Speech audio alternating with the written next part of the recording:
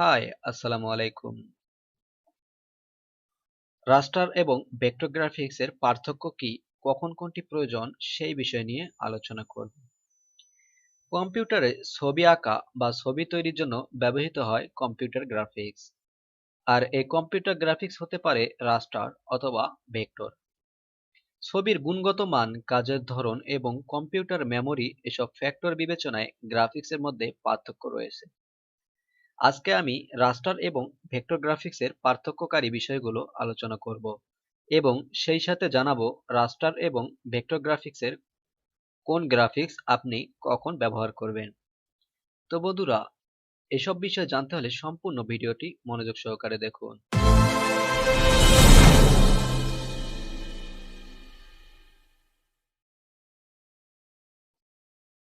Raster graphics, আপনারা স্ক্রিনে যেটি দেখতে পাচ্ছেন এটি একটি রাস্টার গ্রাফিক্স।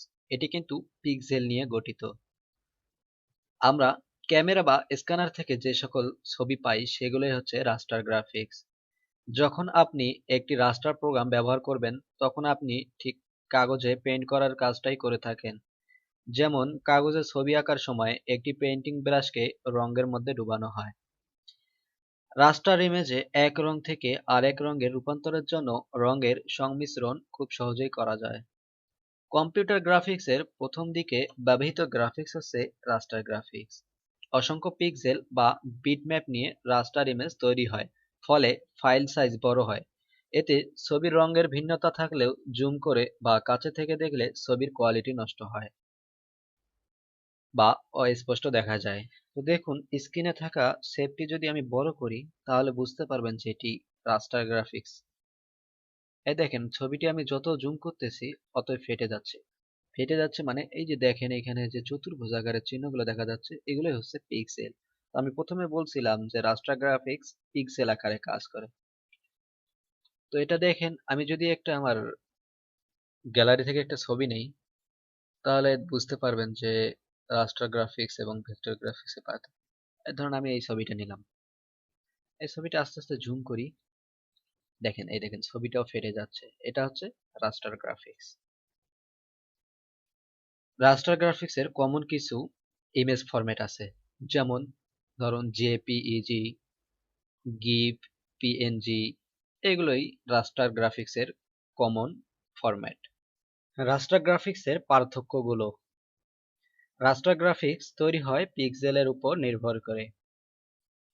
রাস্টার গ্রাফিক্স ব্যবহৃত হয় ফটো এডিটিং, তারপর অপরিষ্কার ছবি ভালো করার কাজে।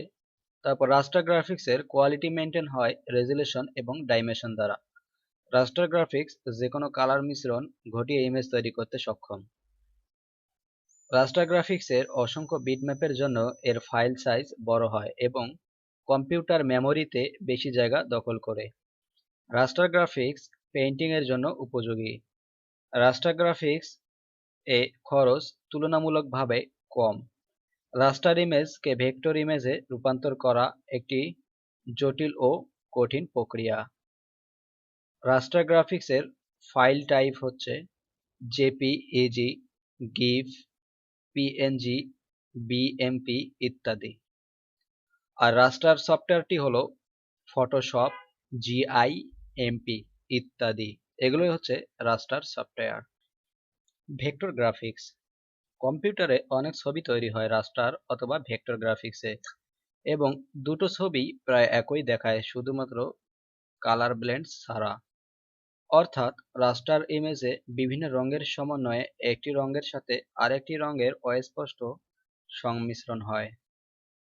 অপরদিকে ভেক্টর ইমেজের প্রতিটা কালারের জন্য আলাদা যে আকৃতি তৈরি হয় তা রাস্টার গ্রাফিক্সের ইমেজ থেকে ভিন্ন।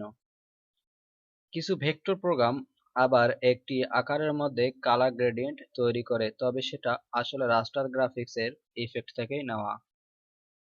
সুতরাং বলা যায় রাস্টার এবং ভেক্টর গ্রাফিক্সের ইমেজের মধ্যে কিছু পার্থক্য রয়েছে। দেখুন, আমি আগে দেখাইছিলাম রাস্টার গ্রাফিক্সটা জুম করে, এখন এই যে ভেক্টর গ্রাফিক্সটা জুম করে দেখেন, এর পার্থক্যটা বুঝতে পারবেন।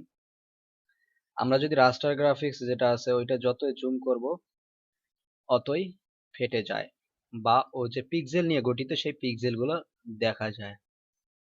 আর ভেক্টর গ্রাফিক্স জুম করলে এটা ফাটে যায় না, মানে এটা পিক্সেল নিয়ে গঠিত না।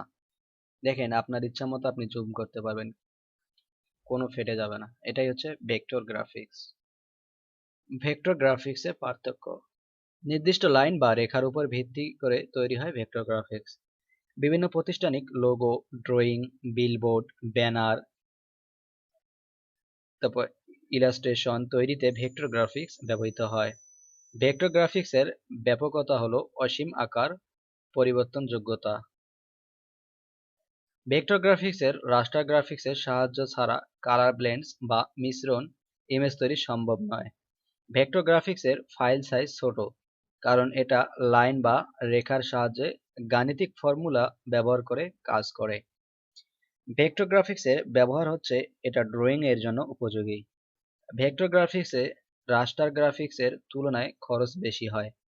ভেক্টর গ্রাফিক্সকে সহজেই রাস্টার গ্রাফিক্সে রূপান্তর করা যায়।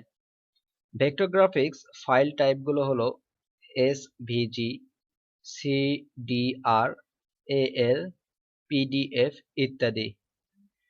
ভেক্টর গ্রাফিক্স সফটওয়্যারগুলো হলো অ্যাডোবি ইলাস্ট্রেটর, তারপর কোল্ড্রো, ইনক্সপ্যাক ইত্যাদি।